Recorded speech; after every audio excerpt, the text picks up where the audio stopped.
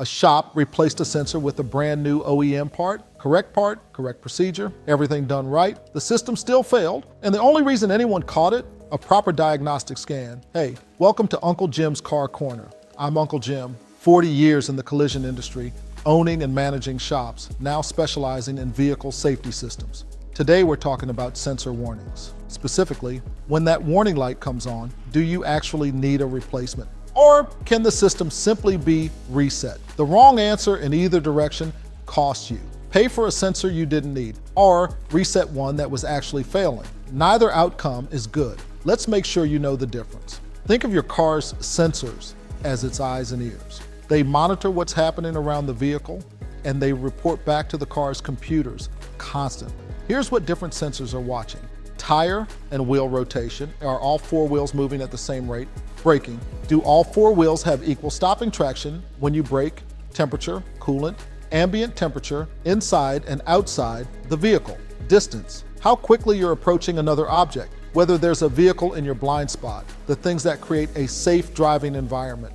Every sensor sends information to the car's computers so all systems can work together. When a sensor fails or gets confused, the car turns on a warning light. That's your signal that something needs attention. This is where a lot of people panic and sometimes get charged for a repair they didn't need. In my experience, a warning light can appear for reasons that have nothing to do with a damaged sensor. Battery voltage dropped. Sensors need a stable 12-volt environment to function correctly. If the battery is weak, sensors can throw codes. Check out the battery video in this series for more on that. The car lost power temporarily, even briefly. A connector came loose. This is rare, but it can happen after a service procedure. A repair was performed and the system needs to relearn its settings. This is almost always necessary after a battery disconnect or replacement, and especially after a collision repair. In any of these situations, a reset may resolve the warning, but a scan and proper testing are necessary to confirm it. A reset without a diagnosis is just guessing.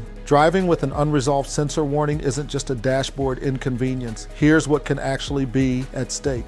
Safety features can shut off entirely, not just cameras, ABS and traction control systems, ADAS safety systems. These directly affect your braking, steering, and engine torque control. Warning lights come on and stay on. If a warning light is on, have it checked. That's not optional. The car may handle differently. Steering and braking can both be affected in ways you might not immediately notice. And you may have no way of knowing which systems are functioning and which aren't. Your car is designed to disable certain features to protect you when something is wrong, but driving with unknown system failures, even while the car seems fine, puts you, your passengers, and other people on the road at risk. Based on my experience, a reset may resolve the issue in certain situations. The warning appeared right after a battery service or disconnect. The sensor wasn't physically damaged. This is harder to confirm than it sounds. Dropping a sensor, even once, can affect how it functions.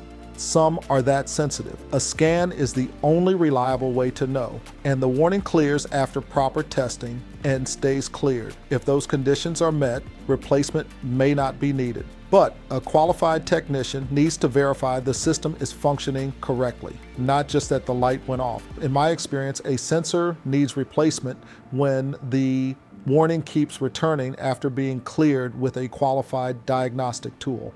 When diagnostic testing shows an internal failure, circuit failure, or general communication issue. When the sensor was damaged in an accident. Physical damage isn't always visible. Most radar sensors are extremely sensitive. A collision that looks minor on the outside can compromise a sensor that shows no obvious signs of damage when calibration attempts fail. In most cases, during the pre-scanning process, a qualified technician will identify this early, and when resetting won't fix the underlying problem.